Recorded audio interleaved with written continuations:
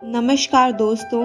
आज की हमारी कहानी का नाम है स्वर्ग की टिकट। उस दिन जब भगत जी की मृत्यु हुई थी तब हमने कहा था कि भगत जी स्वर्गवासी हो गए हैं, पर अभी मुझे मालूम हुआ कि भगत जी स्वर्गवासी नहीं नरकवासी हुए हैं।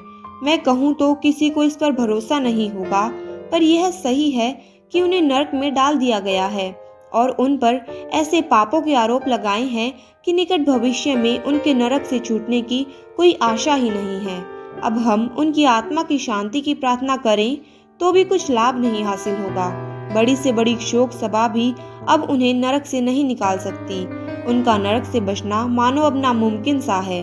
सारा मोहल्ला अभी तक याद करता है कि भगत जी मंदिर में 24 घंटे तक भजन करते थे।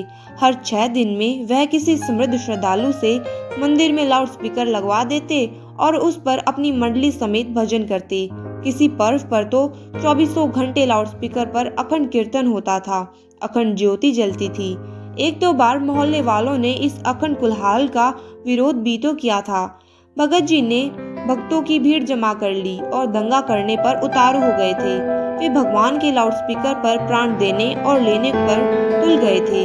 ऐसे ईश्वर भक्त जिन्होंने अरबों बार भगवान का नाम लिया नरक में भेजे गए, और एक मूर्ख इंसान जिसने एक बार भी भगवान का नाम नहीं लिया, उसका नाम था रजामिल।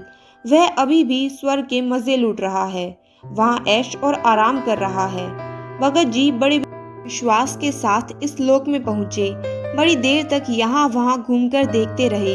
फिर एक द्वार पर पहुंचकर चौकीदार से पूछा, स्वर्ग का प्रवेश द्वार यही है ना? चौकीदार ने कहा, हाँ यही है। आगे बढ़ने लगे तो चौकीदार ने रोककर प्रवेश पत्र यानी टिकट दिखाने को कहा कि पहले स्वर्ग की टिकट दिखाइए, फिर अंदर जाने दिया जाएगा। भगत जी बहुत ही क्रोधित हो गए और बोले, मुझे भी टिकट दिखाने की जरूरत है? मैंने कभी टिकट नहीं ली, ना सिनेमा घर में टिकट ली, बिना टिकट के ही सिनेमा देखता था, ना रेल में भी टिकट ली, बिना टिकट के ही यात्रा किया करता था। कोई मुझसे टिकट नहीं मांगता। मैं भगत जी हूँ। अब यहाँ स्वर्ग में मैं टिकट मांगते हो? मुझे जानते हो मैं कौन हूँ? मैं भगत जी हूँ, भगवान का परम भक्त हूँ। चौकीदार ने बड़े ही शांति से कहा, आप जरूर होंगे, पर मैं बिना टिकट के जाने नहीं दूंगा। आप पहले उस दफ्तर में जाइए, वहां आपके पाप पुण्य का हिसाब होगा और तब आपको टिकट मिलेगा। भगत जी उसे छोड़कर आगे बढ़ने लगे। तभी चौकीदार एक कदम पहाड़ सरीखा हो गया और उसने उन्हें उठाकर दफ्तर की सीढ़ी पर खड़ा कर दिया।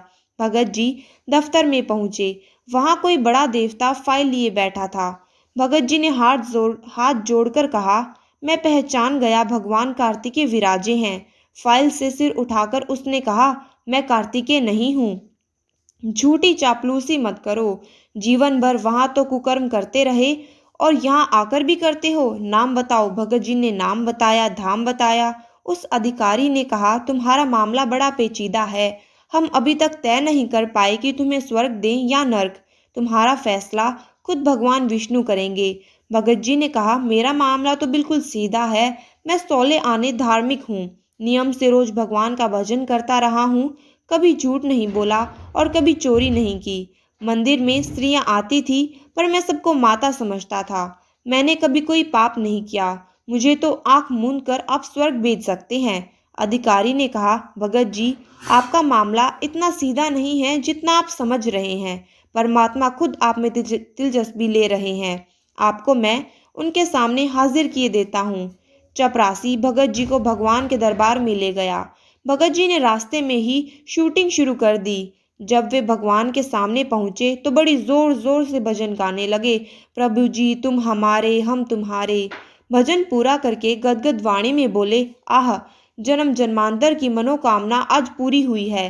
प्रभु अपूर्व रूप है आपका। आज तक इतनी फोटो आपके संसार में चल रही हैं, उनमें से किसी से नहीं मिलती। भगवान स्तुति से बोर हो रहे थे।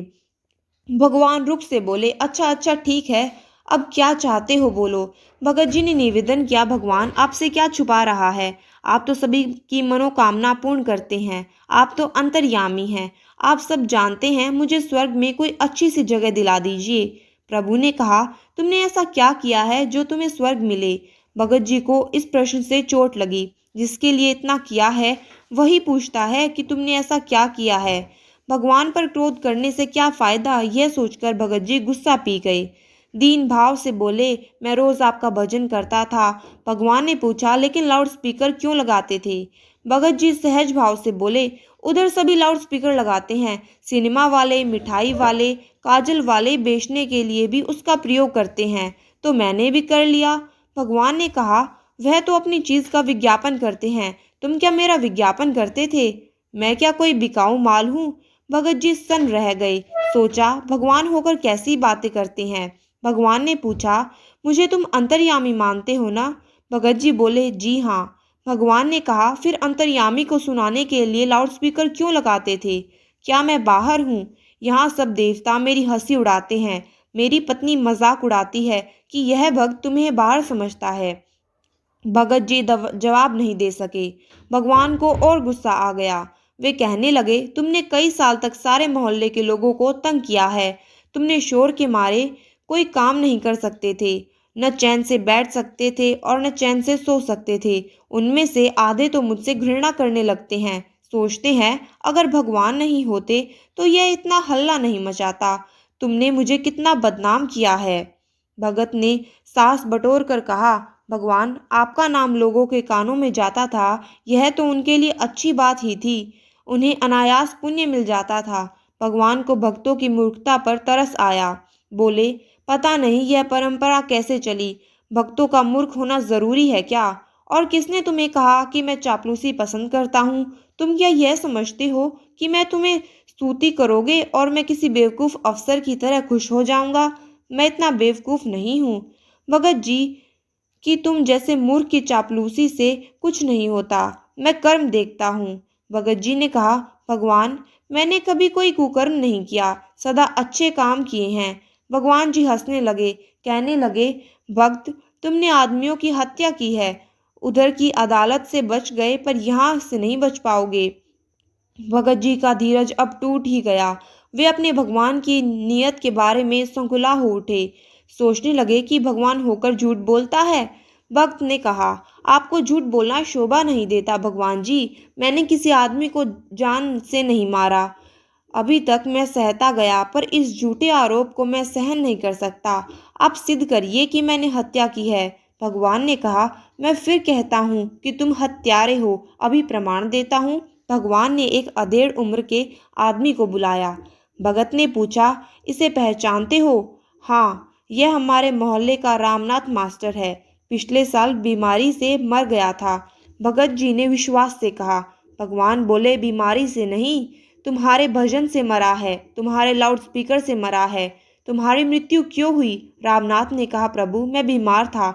डॉक्टर ने कहा कि तुम्हें पूरी तरह नींद और आराम मिलना चाहिए, पर भगत जी के लाउडस्पीकर पर अखंड कीर्तन के मारे मैं सो न सका, न आराम कर सका। दूसरे दिन मेरी हालत बिगड़ गई और चौथे दिन ही मैं मर गया। भक्त सुनकर घबरा उठे और एक 20 साल का लड़का बुलाया गया।